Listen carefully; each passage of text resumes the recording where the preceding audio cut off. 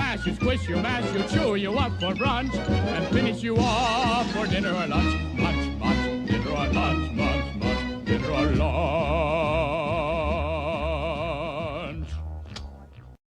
Hola a todos, bienvenidos a Filosofía Clase B, yo soy Oscar. Me preguntan si voy a hablar sobre las supuestas novedades respecto al sabotaje a un gasoducto el año pasado. No, no me parece que esto sea la noticia del año, la noticia de la década, como dicen algunos. Ni siquiera me parece que sea una noticia. Es un periodista que dice que habló con los militares, con algunos de los militares que llevaron a cabo esa operación y publicó un artículo, un libro al respecto. Afirmaciones extraordinarias requieren pruebas extraordinarias y este hombre está haciendo afirmaciones extraordinarias, pero no está publicando pruebas extraordinarias. Es todo un a mí me dijeron, a mí me contaron. Y además hay algo que suena muy extraño en su versión de los hechos, y es ¿por qué militares de bajo rango, los que llevaron a cabo la acción concreta, que además tenían altas probabilidades de ser hechos prisioneros e interrogados, ¿por qué les iban a decir cuál era el objetivo político de esa acción? Técnicamente no hay nada de malo, ¿no? Pero pues como que algo no cuadra, ¿no? Realmente no me parece que tenga ningún interés esto. Me dicen que algunos autores despreciaban moralmente a la prostitución diciendo que era una forma de la mentira. Tiene sentido. Tiene sentido. Una prostituta necesariamente es una mentirosa. Necesariamente es una mentirosa. Tiene sentido. Esto, que la prostitución esté en nuestros días totalmente aceptada es otra muestra de que el problema de fondo es que la mentira está totalmente aceptada. Este es un problema de base en el mundo de hoy. La total aceptación social de la mentira como algo normal es lo que está de fondo detrás de mil cosas que se ven como si fueran mil problemas independientes y no lo son. Es todo lo mismo, es todo. La mentira tiene buena prensa. Parece que estuviéramos viviendo entre medio de mil locuras. No, hay una sola locura. La idea de que mentir es algo bueno. Es la locura que está de fondo de todas las demás. Me preguntan, ¿alguien ha escrito algo acerca del Edipo femenino? Sí, bastante se ha escrito. Hay una autora, Melanie Klein, que se enfocó en este tema. Básicamente lo que decía Klein es que en el Edipo ocurre, lo vio como un proceso más bien lógico que no vinculado concretamente a los vínculos familiares. Lo vio como una especie de proceso dialéctico hegeliano, donde primero se disocia la realidad entre un objeto bueno, satisfacedor de deseos, y un objeto malo, frustrador. Esta división primero se aplica al pecho materno, por parte del lactante. Y después, cuando el pensamiento progresa, el pensamiento racional progresa y el lactante se da cuenta de que el pecho bueno y el pecho malo es el mismo, esta distinción se traslada a otros objetos. Entonces ya no hay un pecho bueno, un pecho malo, hay un padre bueno y un padre malo, y así. Y así va cambiando, la misma dinámica va cambiando con el progreso racional, va cambiando con el tiempo. Decía Klein que esto establece una diferencia esencial entre los sexos, porque para el varón el padre bueno, la madre, es la misma que lo amamantaba, mientras que para la niña el padre bueno es el padre y el padre malo es la madre que lo amamantaba, lo cual implica una mayor violencia contra la realidad, implica un pensamiento sofístico mucho menos consistente, y por eso dice Klein que en la mujer en general hay menos lógica, más histeria y más homosexualismo. Tiene sentido, pero yo creo que la hipótesis, por ejemplo, para explicar em, por qué por qué la histeria es mucho más común en las mujeres que en los hombres, la hipótesis de Freud de que se debe a una educación defectuosa propia de la sociedad de su época tiene mucho más sentido. Eh, Supongamos que en cierta sociedad a los niños en la escuela lo hacen saltar desde una terraza. Y en esa sociedad hay un montón de niños fracturados. Eh, y alguien dice, bueno, hemos hecho un análisis de ADN, estudiado la contextura física y nos hemos encontrado con que la gente de este país tiene los huesos más débiles que la de otra parte, por eso debe haber tantas fracturas. Puede ser, sí, puede ser, pero antes que nada se debe a las pelotudeces que están haciendo en la escuela, que todos los chicos se rompan los huesos.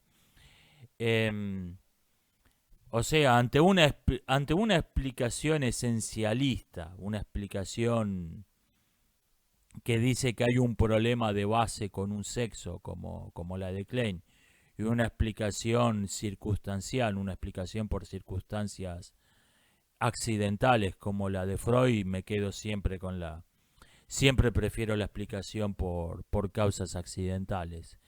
Históricamente tienden a ser las correctas. Hay excepciones, pero históricamente tienden a ser la explicación correcta. Me dicen varias personas, me han comentado que Singapur es mucho más heterogéneo religiosamente de lo que yo parecía creer, en efecto. Yo creí que era básicamente un país musulmán. Me encontré con que de hecho ni siquiera hay una mayoría religiosa. Hay minorías más grandes que otras. Bueno, no cambia en esencia nada. En efecto, esto era un error. Pero no cambia en esencia nada de lo que estaba. Lo estaba poniendo como ejemplo de un país que fue una ex colonia de Occidente que simplemente está viviendo los mismos fenómenos culturales de Occidente, simplemente que todavía no llegaron a la etapa actual. Es como cuando en la televisión por cable y la televisión por aire están dando la misma serie, pero la televisión por aire viene varios episodios atrasados. Las ex colonias de Occidente son esos, son Occidente que vienen varios episodios atrasados. No va a ocurrir ahí nada distinto, no hay nada original. Sí estaba equivocado con el tema de las religiones. Me hablan sobre el tema de la falacia del silbato para perros. Yo la llamé la falacia del silbato para perros. La supuesta técnica del silbato para perros, que consiste en decir algo que parece inocente para la mayoría, pero que manda un mensaje cifrado, un mensaje inaudible, como el silbato para perros, el oye el perro, pero no el humano, a sus adeptos. Y a mí no me agrada este concepto. A mí no me agrada este concepto.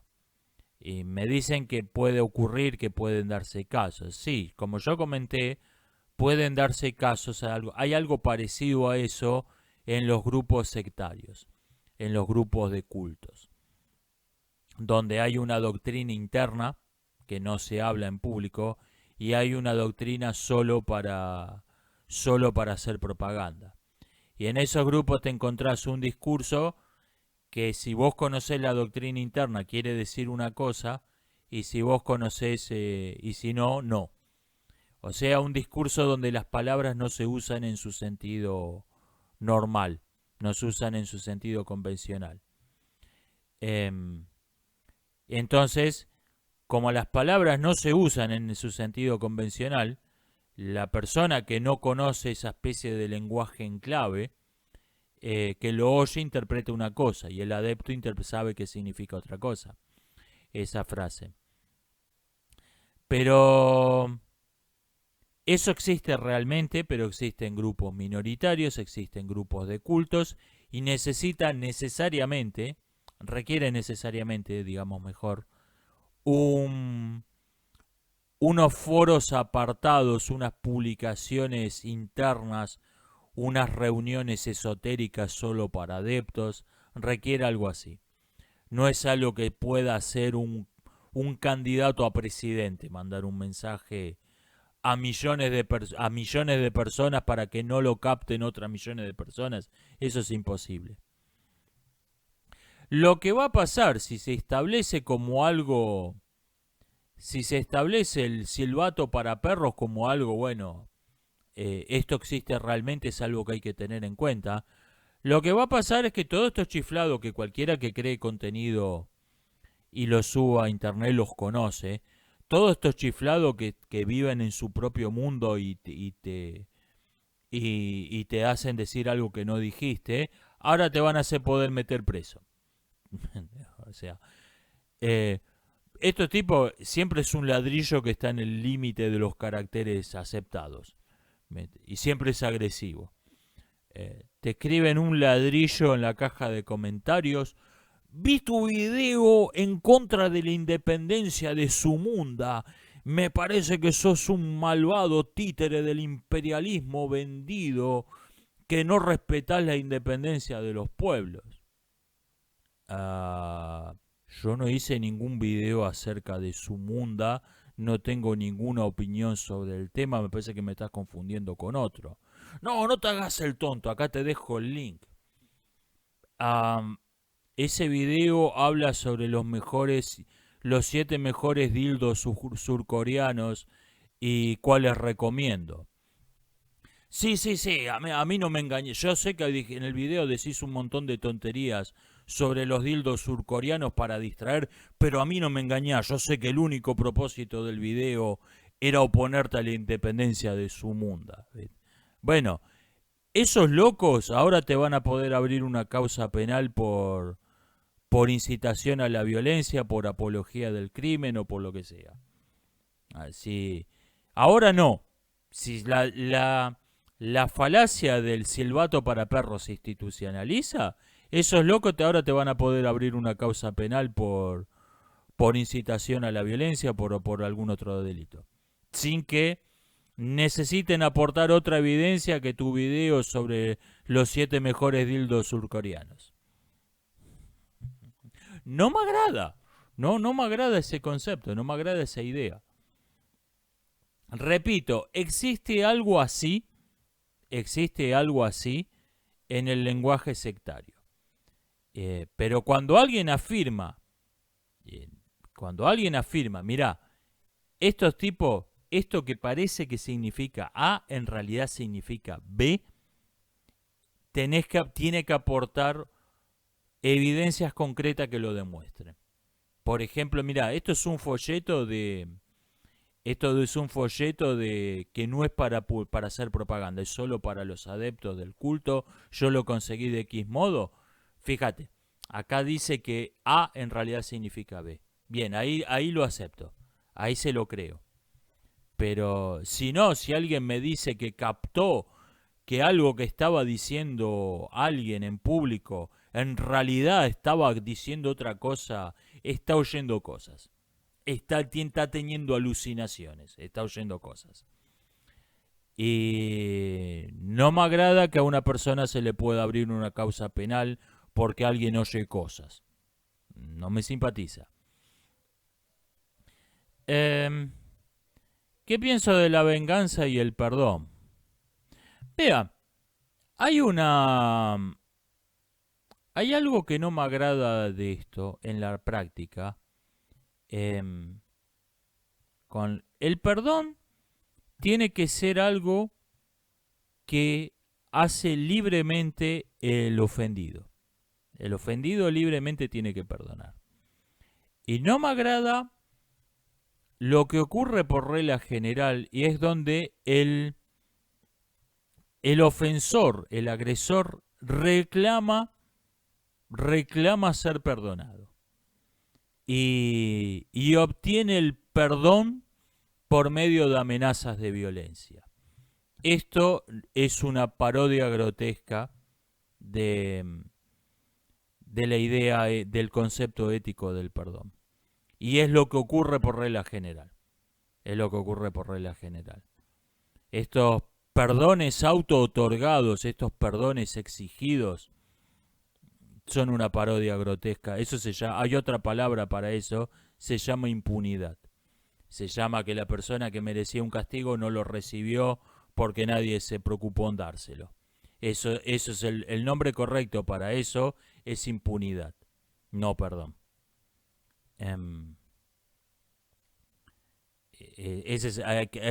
Soy partidario no soy partidario de la venganza, no soy partidario del perdón. Soy partidario de llamar a las cosas por su nombre. Me dicen que Cantinflas fue un actor que hizo toda su vida un solo personaje. Y es verdad, pero lo hizo bien. O sea, ¿cuántos actores pueden decir lo mismo? Hace bien un personaje. Me parece que es una... No es la clase de actor a la que me inspira más admiración, ¿no? Suele ocurrir con los personajes de comedia, que la pegan con un papel y hacen toda la vida ese personaje. Me inspira mucho más admiración el actor como Gary Oldman, el que se transforma de un personaje al otro. Eso me impresiona mucho más. Me dicen que en Misery Stephen King pensó a un escritor alcohólico que escriba a su vez a un héroe en su novela muy superior al mismo, que no tiene todos los defectos que tenga el mismo. Sí, pero en este caso, para empezar, estamos hablando de un personaje de ficción, no de Stephen King. Y aunque Stephen King ciertamente tuvo problemas de adicciones en su vida, eliminar en el héroe de la historia, eliminar el problema con los problemas que tiene el autor con la bebida, yo lo incluiría dentro del rubro eliminar un obstáculo exterior, un obstáculo externo.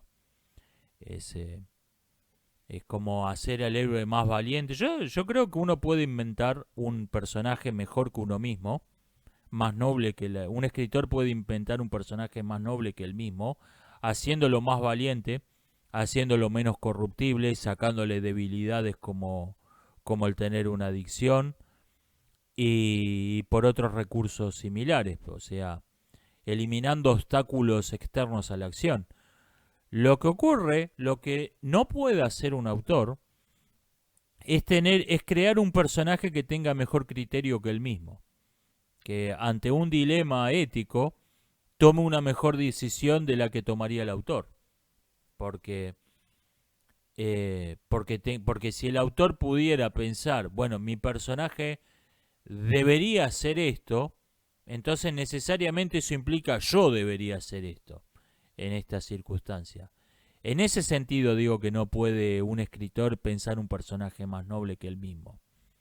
Le puede sacar todos los obstáculos externos.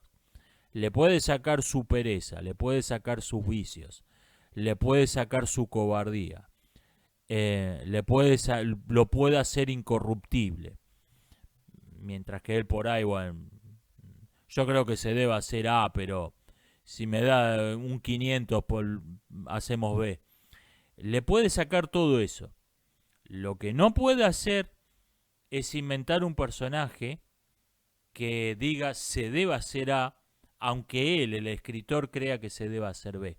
En ese sentido no puede inventar un personaje más noble que él mismo, y por eso el Hollywood de hoy se ha vuelto totalmente incapaz de escribir verdaderos héroes. Porque la gente que ha copado Hollywood son mala gente.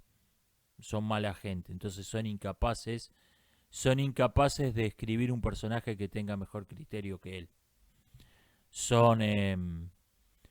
Sus héroes son villanos disfrazados de héroes. Y como dijo alguien, sus villanos no son héroes, son caricaturas de héroes. Son la imagen de un héroe vista por alguien que no tiene la nobleza suficiente para entender qué es lo que motiva realmente al héroe. Entonces tenemos una caricatura de héroes. Este fue un añadido interesante, no me acuerdo quién lo dijo en la caja de comentarios. ¿Sí? Esa es la dinámica del Hollywood de hoy. El héroe en realidad es un villano. Es un villano que nos lo presentan como si fuese un héroe, pero es un villano. Piensa como un villano, actúa como un villano, es un villano. Y el villano, el personaje que nos presentan como el villano, es una caricatura de un héroe. No es un héroe, es una caricatura de un héroe. Es el comportamiento de un personaje heroico escrito por alguien que no lo comprende. No comprende, es un héroe de culto de cargo, es el villano del cine de hoy. Alguien me dice que vio The Full Monty, la agarró en el cable, no sabía nada de esa película. La agarró, no había visto el póster, no sabía que se suponía que era una comedia. Y se enteró que se suponía que era una comedia cuando leyó mi reseña. What the fuck? Yo en serio creo seriamente que esa película fue escrita como un drama y en algún momento vieron que les quedó tan mal que dijeron vamos a pretender que es una comedia. Que es un chiste. Dos hombres vienen caminando por una vereda y uno le dice al otro, che, ¿ves a dos minas que vienen caminando enfrente? Son mi mujer y mi amante, están las dos juntas. Y el otro le responde, mirá vos, yo te iba a decir lo mismo. El chiste está en esa última línea. Está en el remate. Los angloparlantes le dicen la punchline, la línea donde te pegan con un bate de béisbol, la última línea. Eso es el chiste. Ahora, vienen dos hombres caminando por la vereda. Che, esas que vienen enfrente son mi mujer y mi amante. Y el otro le responde, vamos a desviarnos en esta esquina antes que nos vean. No es un chiste. Es una anécdota. Puede ser parte de una escena. Puede ser cualquier cosa. No es un chiste. Bueno, The Full Monty es eso. Esas que vienen enfrente son mi mujer y mi amante. Vamos a desviarnos en esta esquina para que no nos vean. ¿Y la comedia? ¿Dónde está? Repito, no entiendo cómo diablos esa película se convirtió en un clásico. Me pareció una de las peores comedias que he visto en mi vida, hasta el punto de que tengo serias dudas de que haya sido escrita como comedia. Creo que es un drama que lo disfrazaron de comedia. Al ver lo mal que les había quedado. Me preguntan si vi La ballena. No. ¿Qué opino de los que dicen que ese documental o película, no sé qué es gordofóbica? Gordofóbica no es una verdadera palabra, es pseudolenguaje.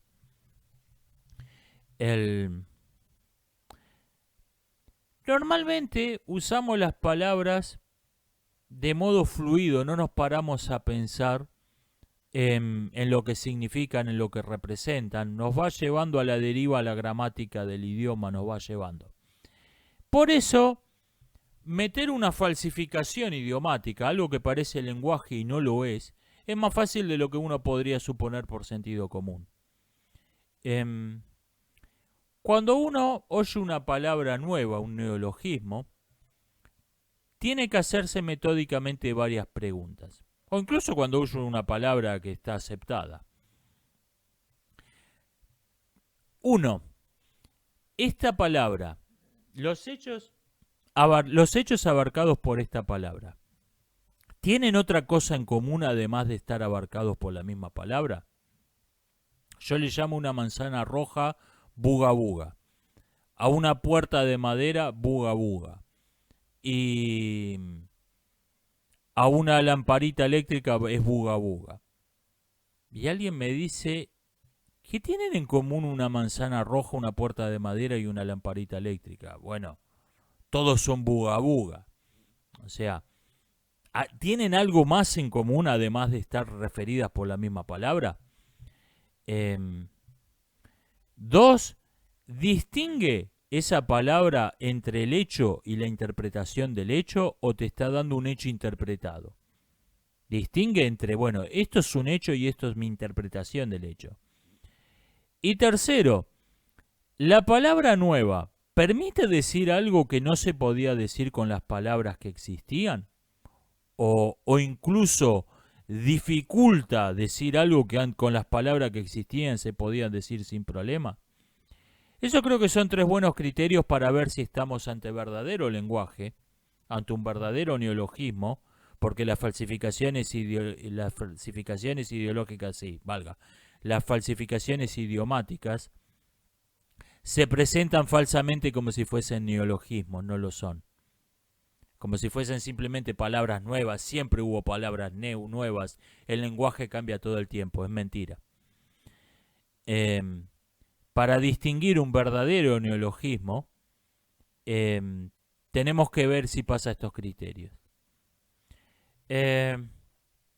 Comenté que el marxismo ya no es una ideología en nuestra cultura, es la posición por defecto, es algo que se da por sentido común.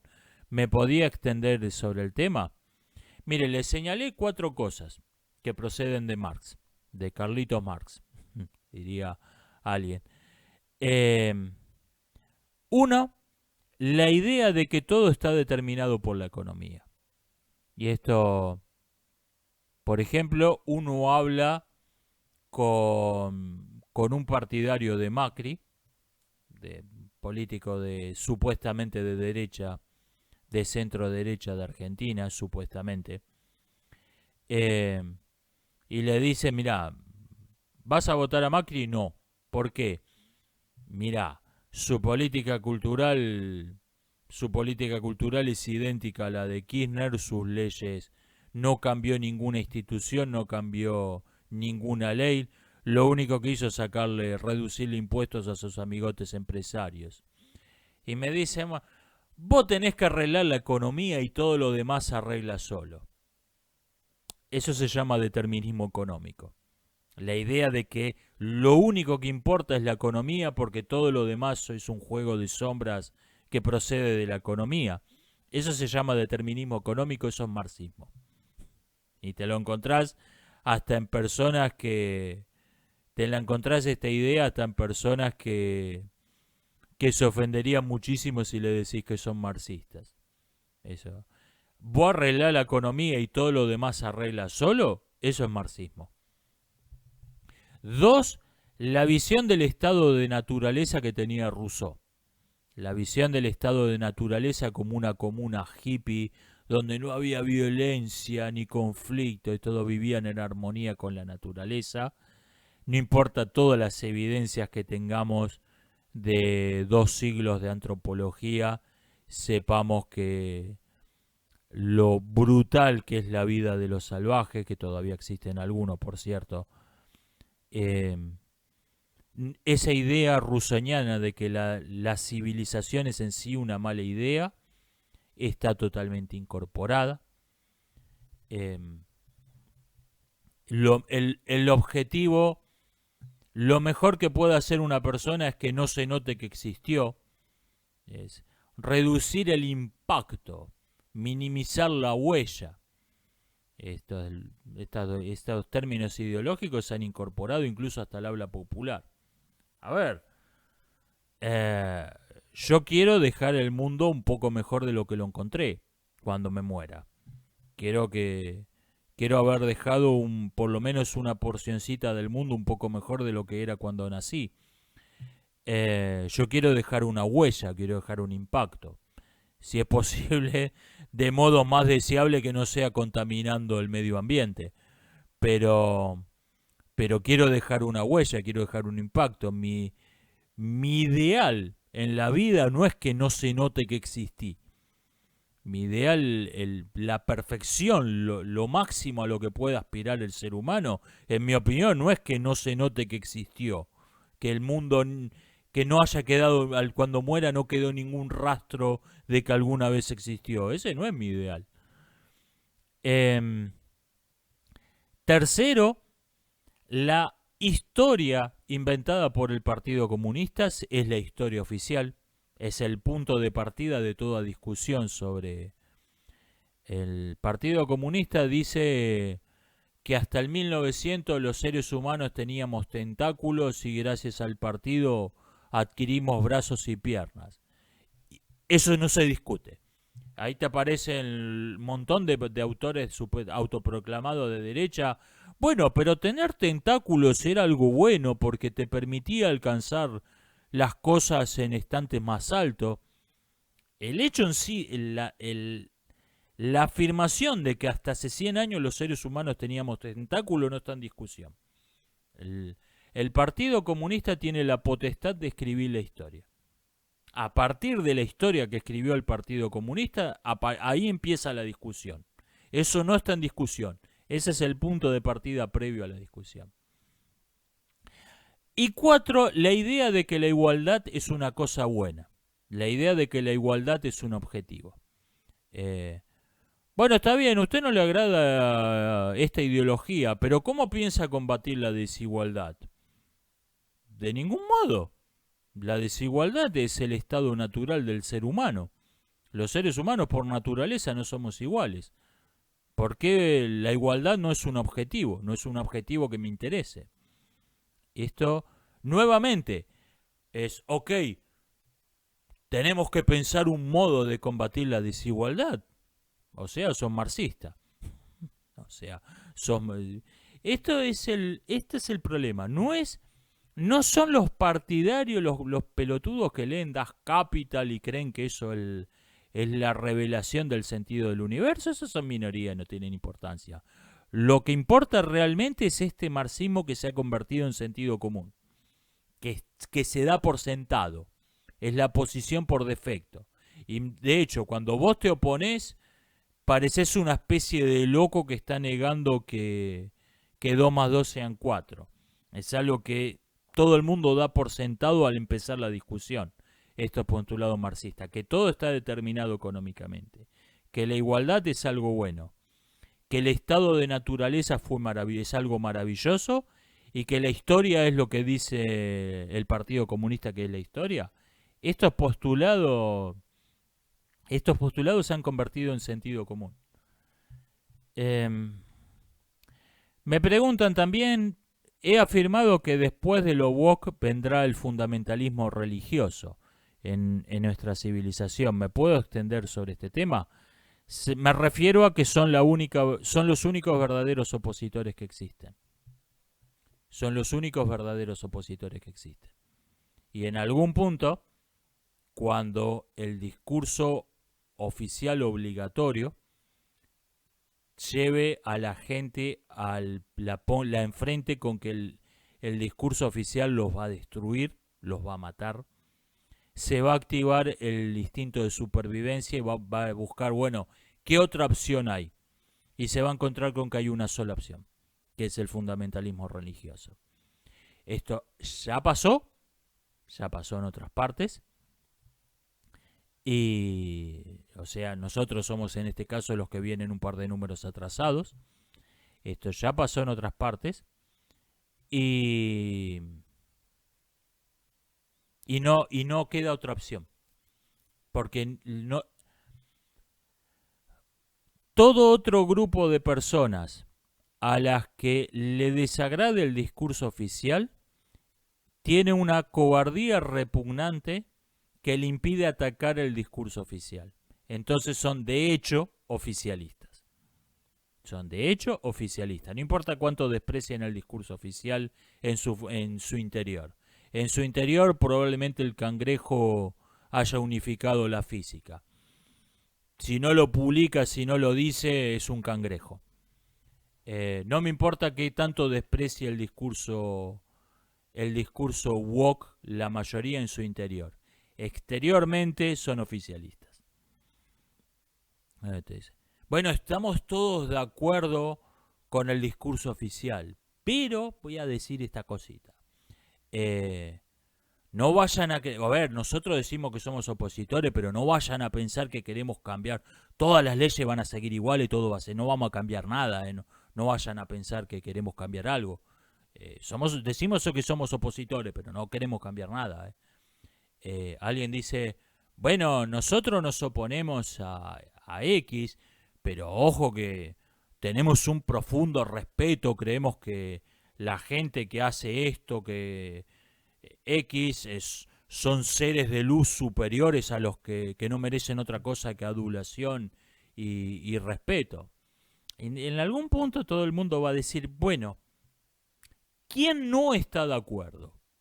¿Quién sí quiere cambiar las cosas? ¿Quién no respeta a quién no respeta la basura humana quién no tiene el menor respeto por la basura humana que el discurso oficial ha puesto en un pedestal? Los fanáticos religiosos. Es la única opción que hay. Y por si alguien cree que estoy diciendo esto es una expresión de deseo, aclaro que soy ateo. No es una sociedad en la que me vaya a gustar vivir, la que viene. No me va a gustar vivir más que en la que estamos viviendo hoy. Pero simplemente veo que se van a imponer porque simplemente no existe otro grupo de verdadera oposición. Y en algún momento, ser opositor, rechazar el discurso oficial va a ser una cuestión de supervivencia. Para mucha gente ya lo es. Para mucha gente ya es una cuestión de vida o muerte. Va a tener que irse a la única verdadera oposición que existe. Porque todos los demás que despreciaban el discurso woke, lo despreciaban a escondidas, pero eran demasiado cobardes para decir en público lo que pensaban realmente, son de hecho oficialistas. Son de hecho oficialistas. Me preguntan qué pienso de la teología ficción. Que hay otra. Supongo que se refiere a estas mitologías como las del Señor de los Anillos y otras por el estilo. La verdad que me cuesta verle una verdadera diferencia con lo que Tolkien creía en realidad. ¿Qué sé yo? Me parece que es un elemento de la fantasía, como de la ficción, como cualquier otro. Incluso uno puede hacer teología ficción sin que sea real en su mundo de fantasía. Por ejemplo, en un cuento que tengo en borrador, hay una mitología de cierta tribu que aparece en el cuento. Pero no es verdad. No es verdad en el mundo, no lo creo yo que sea verdad en el mundo real. Y no es verdad en el mundo de ficción del cuento, es la mitología de esta tribu. Me parece que es un elemento como cualquier otro. ¿Qué pienso del nuevo CEO de YouTube? El nuevo CEO de YouTube era el encargado de la oficina de la censura. O sea, te muestra para dónde va YouTube. Viendo a quién puso a cargo, te muestra cuál va a ser su tarea principal. Mucha gente festejó esto porque les caía mal la que se fue. Sí, está bien, pero ¿se fijaron quién es el nuevo? ¿El heavy metal es música popular o popularizada? Ninguna de las dos cosas. El heavy metal nunca fue muy popular. Tuvo cierta... Hubo algunos grupos de metal mainstream como Metallica, Megadeth y un par más, pero nunca fue algo extremadamente popular. Y creo que es en general buena música, hay de todo, obviamente, ¿no? Sus mejores exponentes suelen ser muy buenos músicos, pero no es algo, nunca fue algo muy popular, ni lo es. Es algo más bien de nicho. Incluso diría con cierto aire de culto literalmente. Son gente un poco sectaria los metaleros. Me preguntan, ¿en tu república ideal las perversiones serían legales o estaría prohibida? No tengo república ideal, eso es precisamente lo que significa ser conservador. Un conservador es alguien que no tiene república ideal. Me parece que discutir este asunto hoy no tiene ningún sentido. No tiene ningún sentido. eh, en medio de la idolatría de la perversión sexual que existe hoy en día, no tiene ningún sentido discutir este asunto. ¿Qué hay que hacer cuando los deepfakes se vuelvan algo cotidiano? Que yo creo que ya es el caso. O sea, todavía hay muy pocos, pero dentro de nada va a estar llena. YouTube va a estar lleno de videos deepfake. Yo creo que hay que aplicar los mismos criterios para chequear información que aplicamos al texto, que aplicamos a las palabras. La imagen ya no tiene peso propio, porque hasta hace muy poco uno suponía que la capacidad de mentir con palabras era ilimitada. La capacidad de mentir con imágenes, con audios, estaba limitada. Entonces, podía estar fuera de contexto. Lo que alguien por ahí te mostraban un pedazo de una entrevista real, fuera de contexto.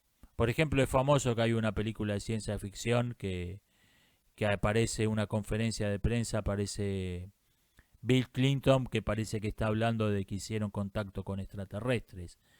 Y es una conferencia de prensa real de Bill Clinton, pero la metieron en una película sobre invasiones extraterrestres y cambiándole el contexto, pasó a significar otra cosa completamente distinta y no de lo que estaba hablando realmente Clinton. Hay alguna clase de videos que eran muy fácil de manipular. Por ejemplo, el año pasado había un video que era supuestamente de una insurgencia que estaba ocurriendo en una ciudad de Ucrania tomada por los rusos. Y el video era una persona que era en efecto en esa ciudad, esto lo confirmó alguien, poniendo el teléfono en la ventana, enfocando el horizonte y se escuchaban disparos. No se veía gente corriendo, disparando, explosiones, se escuchaban disparos de armas de fuego. Lo puedo hacer yo con el editor de fotos de Microsoft, ese video. Entonces, convenía tomarlo con pinzas. Ahora hay que tomar con pinzas todo. Porque ahora te aparece Putin diciendo, no con subtítulos truchos, diciendo realmente con subtítulos falsos. Te aparece Putin diciendo, vamos a lanzar la bomba atómica sobre Kiev. Tenés que tomarlo como si fuera un texto. Putin afirmó que va a lanzar la bomba atómica sobre Kiev. Ok, ¿cuál es la fuente? ¿De dónde procede? ¿Cuál es la fuente original? Lo tenés que tratar como si fuera texto. El hecho de estar viendo a Putin realmente diciendo lo que dicen que dijo, ya no tiene más valor que un Putin dijo. Me contaron, a mí me dijeron. Ya no tiene más valor. Lo tenés que tratar al video como si fuese texto. Esto es lo que estoy haciendo yo ya. Hasta hace unos meses lo hacía con alguna clase de videos. Donde un video que lo podía hacer yo. Eso no tenía... dicen que hay insurgentes, que hay combates en esta ciudad. No tenía más valor que un dicen. Ahora tenés que tratar a todo video así. A todo video. Lo tenés que tratar como si fuese texto. Como si fuese alguien afirmando una cosa. Va a estar complicado esto. Todos sabemos el poco interés que hay en internet por la verdad. Lo poco que se chequea información. A pesar de que chequear información es más fácil que nunca. Antes, hasta los 90s, algo que leías en un libro, por ahí te sonaba raro, pero le tenías que conceder el beneficio de la duda al autor. Ahora podés chequear todo en segundos. Pero con una capacidad, tenemos, la gente de a pie, tenemos una capacidad de chequear información que no tenía la BBC en los 90. Que no tenía la BBC en los 90. Y sin embargo nadie chequea nada. Que va a estar difícil, va a estar difícil.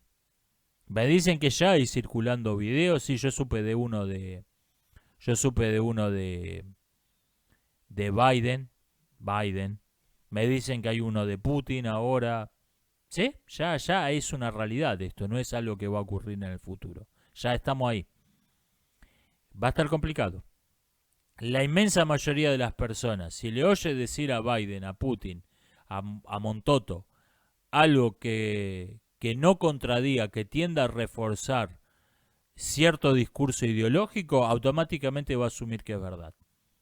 Automáticamente lo va a dar por bueno. Incluso no le va a importar si es verdad. Automáticamente lo va a dar por bueno. Sí. El límite entre la ficción, la fantasía y la realidad se va a volver todavía más difícil, más difuso, quise decir, de lo que ya es. El límite entre la realidad y la fantasía se va a volver cada vez más difuso en Internet. ¿Recomiendas a Roger Scruton? Sí, aunque no estoy muy de acuerdo con su idea central. Roger Scruton dice básicamente que la civilización occidental venía bárbaro y en algún punto se apartó de su camino, entró en algún camino equivocado. Y tenemos que volver al punto donde nos desviamos y seguir por el rumbo donde veníamos. No estoy de acuerdo con esa visión de la historia de Occidente. No, yo creo que estamos en el camino por el que veníamos. Y no existe una solución fácil de qué cagada. Volvamos al desvío y retomemos el camino. No existe esa solución fácil. Me dicen que mencioné un par de veces que el feminismo es esencial y radicalmente misógino. ¿Puedo poner ejemplos de esto? Le voy a decir lo que decía el desertor del KGB, Yuri Bezmenov. Sáquense las bananas de los oídos. Porque le preguntaba a un periodista, bueno, ¿cómo usted tiene acceso a información que no la tiene todo el mundo? ¿Cómo puede saber la gente de a pie que lo que usted dice es verdad? Y Bezmenov decía, sáquense la banana de los oídos, escuchen lo que le están diciendo realmente. O sea, sáquense las bananas de los oídos y escuchen lo que dice realmente el discurso feminista. Escuchen la visión que tienen de las mujeres. ¿Tengo problemas con Nietzsche por sus ideas o por su nacionalidad? Me preguntan. Es complicado tener problemas por la nacionalidad con una apátrida. Está difícil.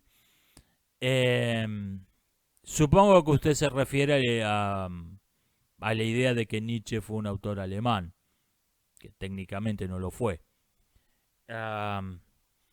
Nietzsche vivió en una época donde era un asunto en discusión la ideología llamada pangermanismo, la idea de que todos los estados donde había una importante minoría o una mayoría que se identificaban como alemanes tenían que formar un estado nacional, y a esto se oponía la opinión de la gran mayoría que decían que eso era una mala idea, que esos estados pequeños que no podían existir como estados nacionales tenían que ser repartidos entre varios estados, de los alrededores. Esta cuestión se decidió por las malas en la guerra franco-prusiana. Se impuso el pangermanismo, se impuso por las armas. La derrota de Francia decidió la cuestión. Han pasado más de 150 años de la guerra franco-prusiana. ¿Hace falta decir que fue una mala idea? Digo, ¿alguien tiene alguna duda de que el mundo sería un lugar mejor si ese país nunca hubiera existido? ¿Hace falta decirlo? Me preguntan si la frenología es obsoleta. Sí, pero varias formas de la misma están camufladas, disfrazadas, haciéndose pasar por ciencia. La frenología nunca tuvo un rigor como para ser considerada realmente ciencia. En su núcleo es una falacia de confundir correlación con causalidad. O sea, desde el vamos nunca tuvo rigor para ser considerada una verdadera ciencia. Y la pseudociencia de la frenología, hoy mayormente llamada como tal, como lo que es, pero hay un montón de frenologías disfrazadas, mayormente como genética. Son hay una todas estas pseudociencias de la medicina genética, de la epidemiología genética, son frenología con análisis de ADN. Es la misma pseudociencia con disfraces nuevos. Me preguntan, ¿qué les recomiendo para organizarse mejor? A buen puerto viene por leña. Aparte de Tucídides, ¿qué historiadores antiguos recomiendo? Salustio, La guerra de Yugurta, es un libro estupendo. Desde luego es propaganda del Imperio Romano, ¿no? Pero es un libro muy bien escrito. Le recomiendo a Tácito. Yo tengo muy alta estima a Dioniso de Halicarnaso, que es considerado mayormente un autor menor. Yo lo tengo muy alta estima.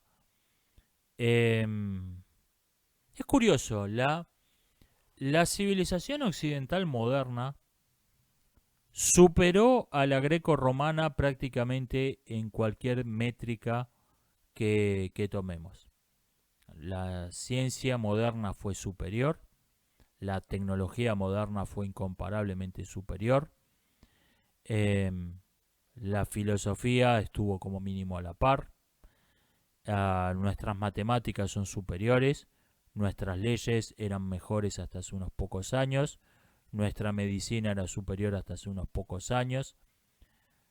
Se puede discutir la arquitectura, como mínimo estuvo a la par la arquitectura moderna, la filosofía moderna como mínimo estuvo a la par. Y sin embargo, los occidentales modernos nunca pudimos alcanzar la altura de los historiadores greco-romanos. No tenemos un libro para ponerle a la par a la guerra del Peloponeso. Supongo que porque el método científico que lo usamos para todo no era un método muy apropiado, muy bueno para la historia en particular. Requiere otra forma de pensar. Como sea, los historiadores antiguos siguen siendo los mejores. Creo que es el único punto en donde los modernos no logramos alcanzar a los antiguos. Ni siquiera a la par. No logramos tener nada que esté a la misma altura. Así que les recomiendo a todos esos tipos. Tucídides, Salustio, Tácito, Dionisio de Halicarnaso. Les recomiendo calurosamente a esos autores. Me preguntan qué pienso de la hipótesis que dice que el asco es una reacción a lo que antes te atraía. Yo no recuerdo haber comido cucaracha, que comer cucarachas me resultara atractivo nunca antes en mi vida. Me parece que esta es una hipótesis que está pensada para sonar, qué interesante lo que dice este hombre, pero realmente no veo que tenga fundamento.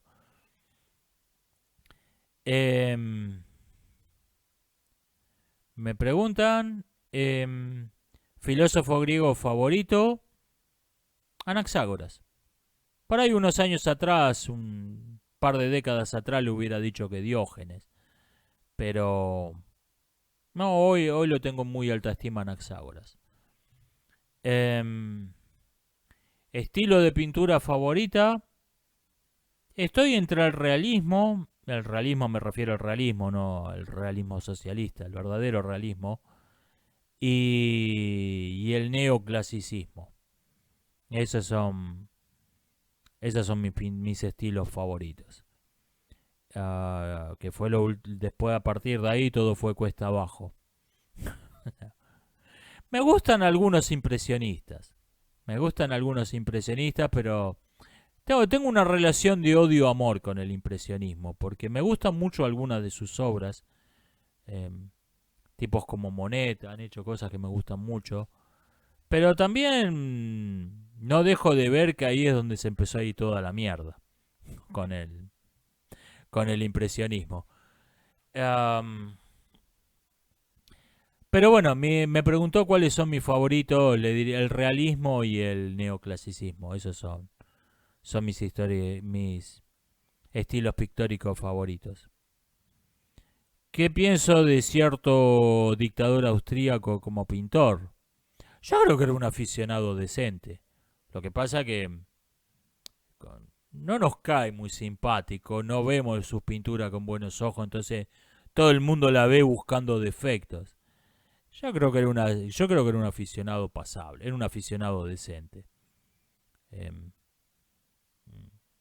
no me parece un buen pintor, no me parece wow, qué obra de arte. Y no me parece que sean sus pinturas, no me parece que sean el The Room de las bellas artes. He visto cosas mucho peores elogiadas por la crítica. Creo que era un aficionado decente. Lo que pasa que todo el mundo que ve en las pinturas no deja de pensar que fue uno de los dictadores más brutales que han existido. Eh, pero bueno, pasa esto. Pasa también con Nerón, que está esta imagen de que era un loco que se creía un artista, daba alaridos de esa forma. Por ejemplo, hay una película de... se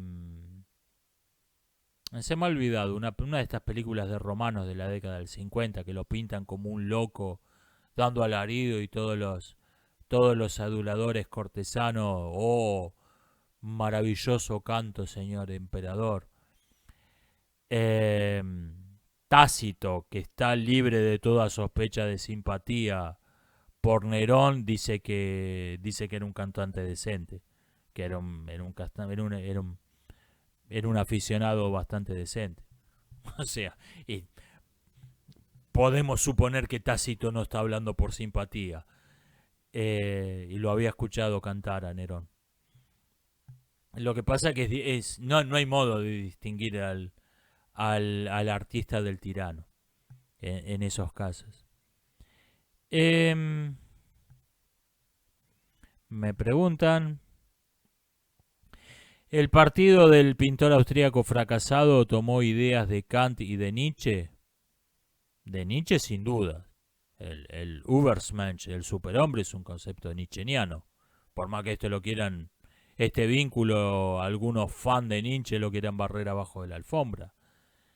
De Kant, no, supongo que se refiere a la afirmación de Eichmann que él se consideraba un kantiano, un hombre que impone el deber al sentimiento. Bueno, que esto motivó en Hannah Arendt que escribir un ensayo que creo que es un libro entero, donde básicamente lo que dice que entendió espantosamente mal a Kant.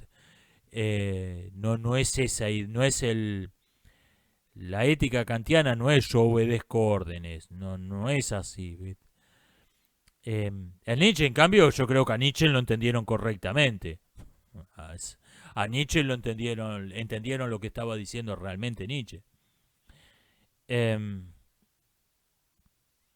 Por una cuestión de personalidad, de forma de ser, creo que a Nietzsche no le hubieran simpatizado esos tipos. Pero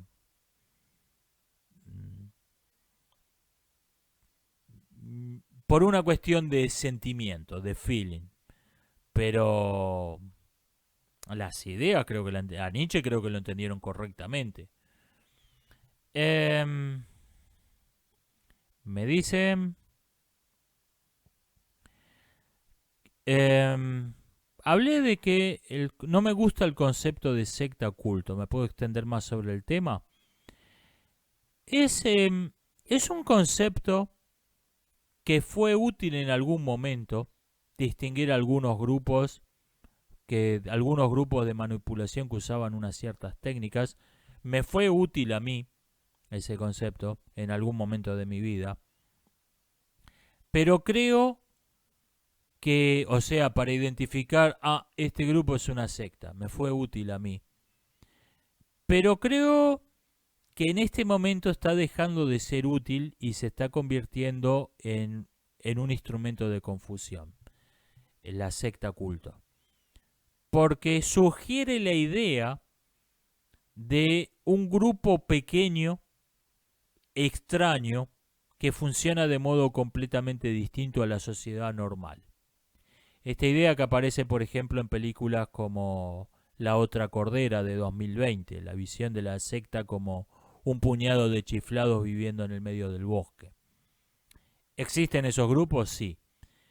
Pero me parece que ese concepto no es útil porque las técnicas de manipulación que los autores que empezaron a estudiar esto en la década del 50-60, las técnicas de manipulación de esos grupos que señalaban, hoy en día se han masificado. Hoy en día el lenguaje de los medios de prensa es lenguaje sectario, es lenguaje de culto. Entonces, esta idea de que hay una verdad interna y una verdad para predicar, que para mí es lo definitorio de la secta, hoy en día lo encontramos en la comunicación masiva. Hoy en día lo encontramos en los mass media. Entonces, el concepto de secta que sugiere el grupo de chiflados viviendo en medio del bosque, me parece que ya no sirve, que ya no es útil. Por ejemplo, titular de un mass medio: todo lo que usted necesita saber sobre la gripe de los mosquitos. Pará. ¿Cómo todo lo que yo necesito saber? No todo lo que sabes, no toda la verdad. Hay algo que saben pero que yo no necesito saberlo, así que no lo publican. Hay algo que es verdad, pero como yo no necesito saber esa verdad, me van a decir una mentira. ¿Cómo todo lo que yo necesito saber sobre la gripe de los mosquitos? Eso es lenguaje de culto de manual. De manual. Eso de la restricción de la información. ¿Quién necesita saber qué cosa? Eso es de secta de manual. Y ahora están los medios masivos. Por eso no creo que sea un concepto útil. Creo que lo fue en algún momento, lo sigue siendo en algún contexto, pero en general creo que hoy en día no te está aclarando, mirá, este grupo no me había dado cuenta que era una secta. Te está llevando a pensar, no, este grupo no puede ser una secta porque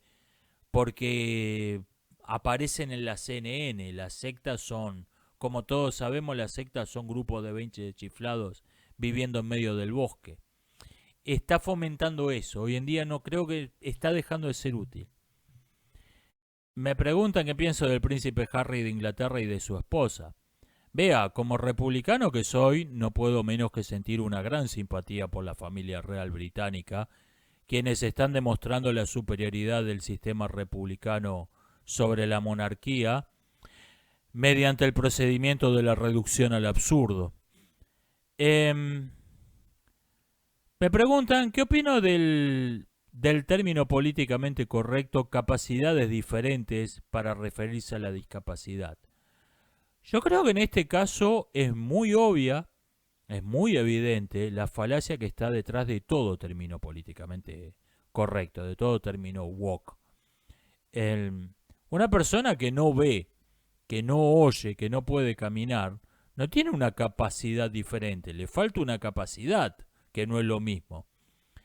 Del mismo modo, una persona que carece de valores morales no tiene nuevos valores, no tiene una moral diferente.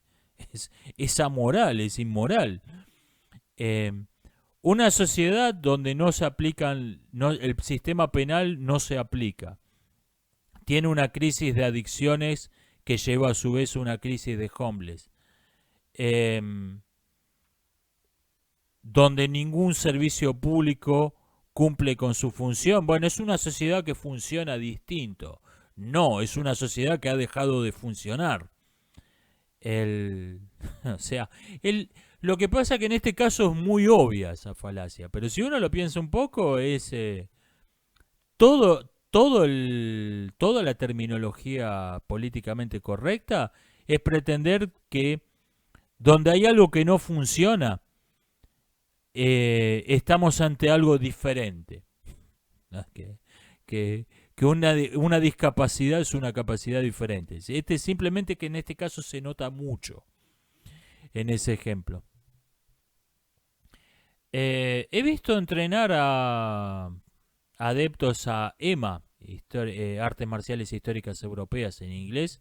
Sí, cuando iba a andar en bicicleta al costado del hipódromo de San Isidro, había unos practicando ahí. Estaban con unos gladiums, la espada de las legiones romanas, pasándose a milímetros de la cabeza. Y yo pensé, deben ser réplicas de plástico, pensé. Y cuando pasé al lado, no, eran gladiums. Me parece que no tienen conciencia de que eso es un arma, no un juguete. Nadie se va a ir con un gladium a Ucrania. Es un arma obsoleta. Sí, es un arma. Es algo que está diseñado para matar gente. ¿Es un arma obsoleta? Sí, sin duda. Es un arma. Me parece que estos tipos la estaban tratando como si fuera un juguete. Me parece que no se daban cuenta de que no es algo que te podés revolear por la cabeza. ¿Cuál sería mi ideal femenino? No soy muy de ideales. Lo que he señalado son algunos ideales femeninos que procedentes tanto de la izquierda como de la derecha, que me parecen una falacia gato que ladra. Miren, esta mujer hace un trabajo, es la primera mujer que hace X trabajo, que se consideraba típicamente masculino. Ajá. ¿Fue buena en eso? ¿Destacó por algo?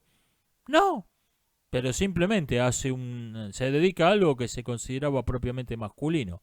O sea, me estás elogiando a una mujer porque no lo parece.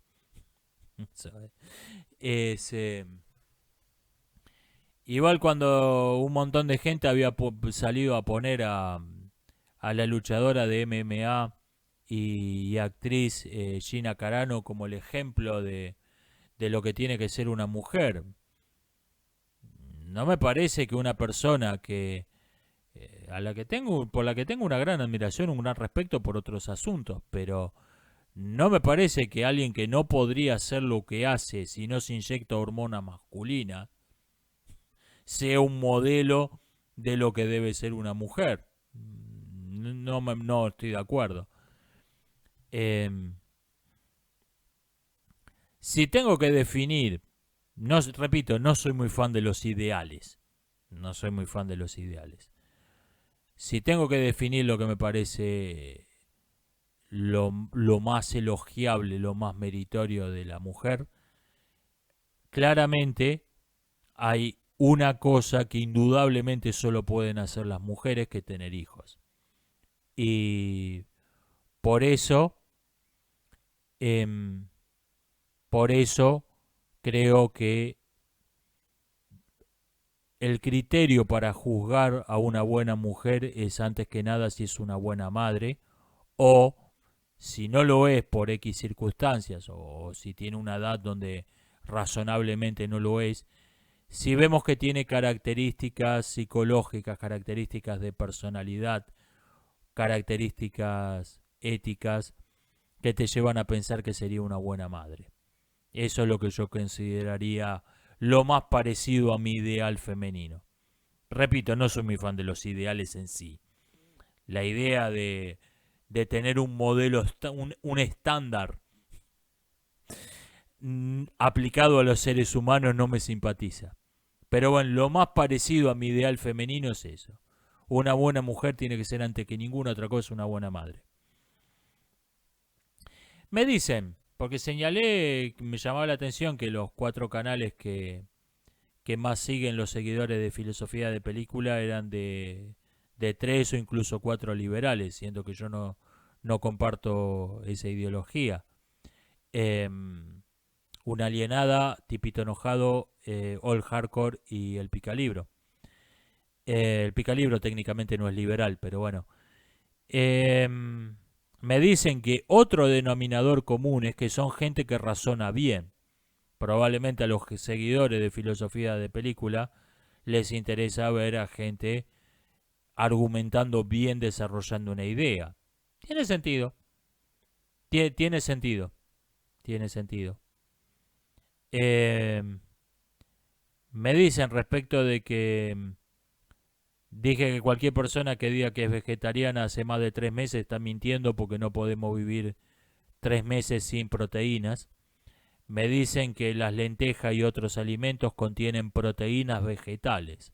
Sí, yo soy una estrella del porno vegetal. O sea, sí. Digo, si algo que no son proteínas le vamos a llamar proteínas vegetales, bueno, yo soy una estrella del porno vegetal.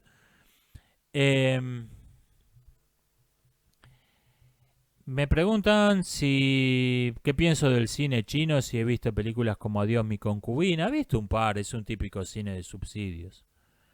El único que hizo algo que se podía ver en China y no duró mucho fue Zhang Yimou, que cuando estaban tratando de copar el mercado internacional de hacer películas para el resto del mundo, ahí tuvieron que hacer un cine de verdad.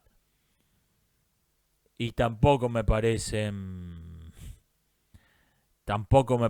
películas clásicos inmortales. Me parece que es lo que se puede ver del cine chino.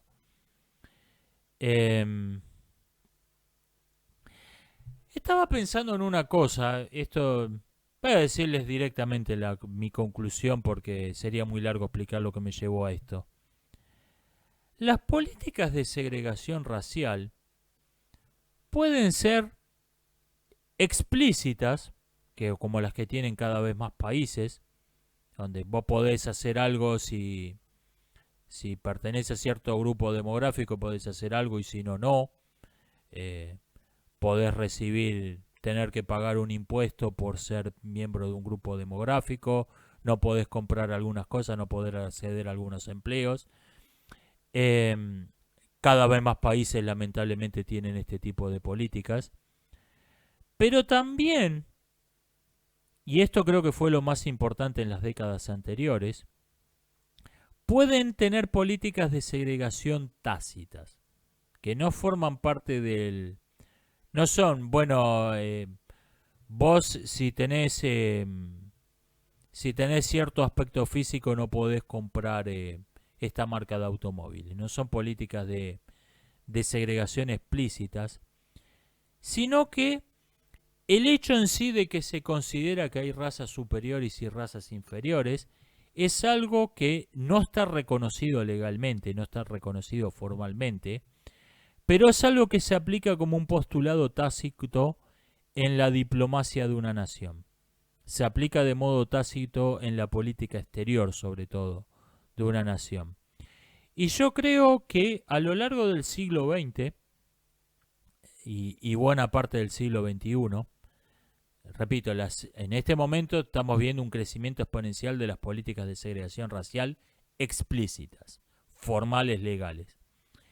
Pero creo que en las décadas anteriores lo que ocurrió fue que la idea de que hay razas superiores y razas inferiores se asumió de modo tácito en la diplomacia.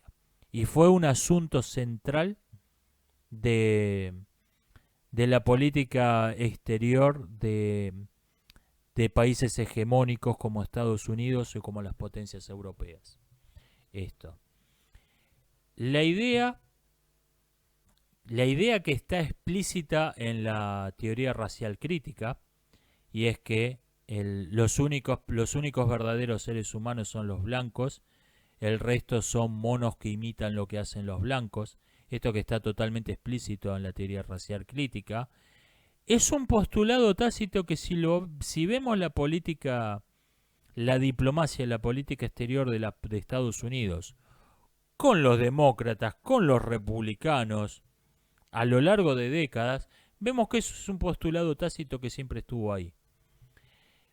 Cómo estas potencias consideran que las democracias, las repúblicas democráticas de países donde la mayor parte de la población no es blanca, son parodias, son monos que están imitando lo que le vieron hacer a los blancos, la diplomacia no se las toma en serio.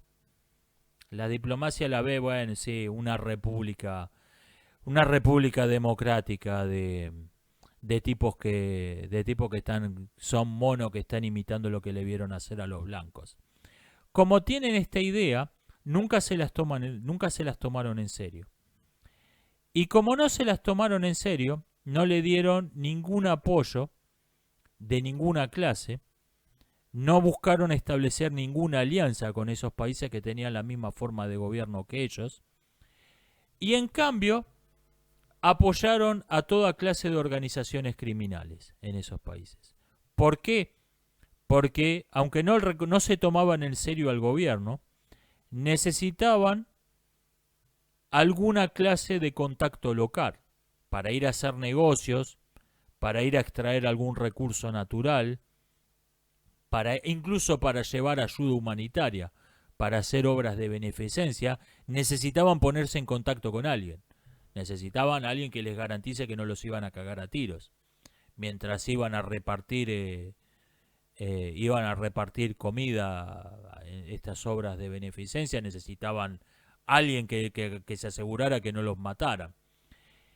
Necesitaban establecer, por lo tanto, necesitaban establecer un contacto con alguien local. Necesitaban reconocer alguna autoridad local. Invariablemente, los gobiernos de Estados Unidos, demócratas y republicanos por igual, los gobiernos europeos y las instituciones particulares importantes que tienen un peso casi gubernamental, invariablemente prefirieron aliarse a los criminales, aliarse con criminales a reconocer a un gobierno legítimo de un país donde la población no fuera blanca. Entonces te llevan a una narcotraficante como Rigoberta Menchú a hablar en la ONU como representante de su pueblo, no al gobierno electo democráticamente en su país, a una narcotraficante. Le dan el premio Nobel a una narcotraficante, te ponen en el gobierno a terroristas, te ayudan a tomar el poder a fanáticos religiosos, toda clase de criminales. ¿Por qué? Porque los consideran la única autoridad de verdad. Estos son los que de verdad mandan acá. El gobierno son monos que están imitando lo que le vieron hacer a los blancos. El resultado de esta política de décadas continuada, es que las democracias occidentales colaboraron en destruir las democracias del tercer mundo, de las ex colonias imperiales europeas, colaboraron activamente en destruirlas y en poner gobiernos totalitarios.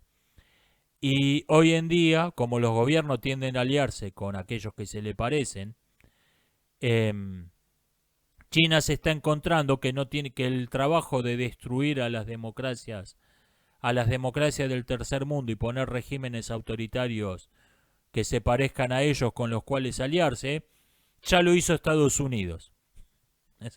Ya tiene 3/4 parte del trabajo hecho. Tienen en todas partes donde tuvo la hegemonía Estados Unidos en la segunda mitad del siglo XX, se ocupó de poner en el poder a totalitarios que los odian a muerte. Y vienen los chinos, ¿se quieren aliar con nosotros? Dale. Ya encontraron el trabajo hecho. Y lo que estuvo de fondo en esto fue esta política de segregación racial, no la explícita, No la política de segregación racial explícita, el bebedero por separado. No, es esta otra cosa más ladina, más solapada, de tener oficialmente no tener políticas de segregación racial, pero de modo tácito asumirlas en la diplomacia. Me preguntan qué pienso de la sobrepoblación. La sobrepoblación es un concepto pseudocientífico. No, la sobrepoblación no es un hecho. La población nunca puede sobrar porque la población no es un medio. La población es el fin. Es el fin de la política. El fin nunca puede sobrar. Lo que puede sobrar es un medio. Imagínese una escuela muy pobre con 100 alumnos. El director ve que los alumnos van en pata. Entonces le escribe al Ministerio de Educación: che, mándenos zapatillas para los alumnos. Y le mandan 80 pares de zapatillas para los 100 alumnos.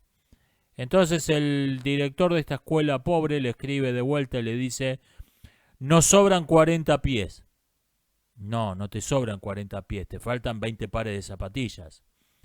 En este caso, el absurdo es muy obvio, y sin embargo este mismo absurdo, mucha gente no lo reconoce cuando se lo presentan en la pseudociencia del maltusianismo, con el concepto ideológico y no científico, de sobrepoblación.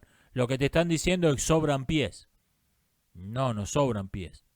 O sea, la gente nunca puede sobrar, te puede faltar combustible, te puede faltar comida, te puede faltar agua, te puede faltar espacio, pero la gente nunca te sobra. Esto es un error de base, es un error de concepto, y es un error de concepto criminal, que lleva a ver a las personas como algo que, bueno, si no sirve para nada, vamos a descartarlo, vamos a tirarlo a la basura. Me dicen, porque comenté que creo que Estados Unidos va a una guerra civil, me dicen que Estados Unidos está en una guerra civil. Según varias definiciones de lo que es una guerra, sí. Sí. Dos grupos de hombres armados que se disputan el control de un territorio. Dos grupos de personas que no reconocen una ley en común. Asesinatos que no son perseguidos y no reciben ninguna condena e incluso son elogiados públicamente. Encaja en varias definiciones. La situación de Estados Unidos desde el 2020 encaja en varias definiciones de lo que es una guerra. Me refería a que creo que va a haber una guerra civil en serio. O sea, posta. Pero sí, Estados Unidos, según algunos autores, Estados Unidos ha tenido, sin contar la del 2020 en adelante, según algunos autores ha tenido 4 guerras civiles a lo largo de su historia. Lo que pasa es que cuando se habla de la guerra civil, se refieren a la secesión de la Confederación del Sur, que fue una guerra en serio. Fue mucho más grande que las otras 3 juntas. Bueno, a eso me refiero, que creo que va a haber una guerra civil, que va a haber una guerra de las buenas. Me preguntan si creo que Polonia va a seguir siendo católica. Sí, esto es algo que está fuertísimamente arraigado en la identidad de ese país. Polonia yo creo que puede llegar a ser la salvación de la civilización occidental. En la historia de Occidente hubo varias veces, varias circunstancias en que la civilización se hundió en el caos, se atomizó políticamente, la sociedad alcanzó niveles de corrupción como los que tenemos hoy en día, y hubo 1 o 2 estados bien organizados que se ocuparon de darse de hostias con los invasores. Creo que Polonia puede llegar a ser la salvación de la civilización occidental en nuestros días. Porque son lo que quedó. Son lo que quedó. Son los que son los que tienen hombres de verdad, son los que tienen un ejército de verdad, son los que tienen una identidad de verdad. Y a veces no varias veces no hizo falta más que eso, más que quedaran unos pocos que salvaron a todo el resto. Me dicen, separar el agua en oxígeno e hidrógeno es fácil. Sí, pero consume más energía de la que se puede generar con ese hidrógeno y ese oxígeno que se obtuvieron por ese proceso. Que este era el chiste. Era separar el agua, usar una cierta cantidad X de energía para separar el agua en hidrógeno y oxígeno, y después generar con ese hidrógeno y oxígeno una energía de 2X, generar más energía de la que se había invertido, lo cual en la práctica significaba obtener energía gratis, energía de la nada. Esto no funcionó. Se creía en el siglo XIX que era lo que venía. Seguí participando. Era lo que estaban buscando todos los laboratorios, incluso muchos químicos aficionados en el siglo XIX. Nunca funcionó. Me preguntan, ¿el nacionalismo es una ideología identitaria? Puede serlo.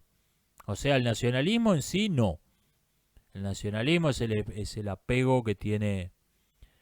El apego natural que tiene una persona a las circunstancias concretas en las que ha vivido, su familia, su barrio, el club de fútbol en el que jugaba, que se extienden en un apego a una especie de gran familia. Eso no es una ideología identitaria. Ahora, hay cierta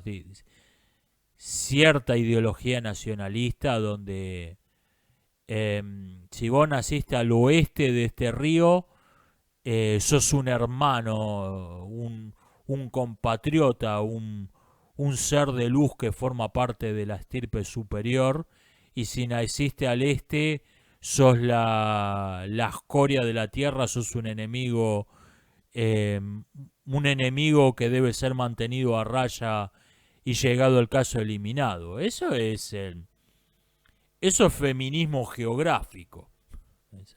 Y por cierto, cuando yo iba a la escuela, no se crean que era muy distinto en los primeros años de mi educación primaria, en la época de los milicos, era este feminismo geográfico era lo que se buscaba inculcar en los niños. Eso sí es una ideología identitaria. El nacionalismo en sí no. Yo creo que eso es una degeneración del nacionalismo. Mejor Superman live action, Christopher Reeve, por supuesto. Esto ha sido todo por hoy. Nos estamos viendo. Hasta la próxima.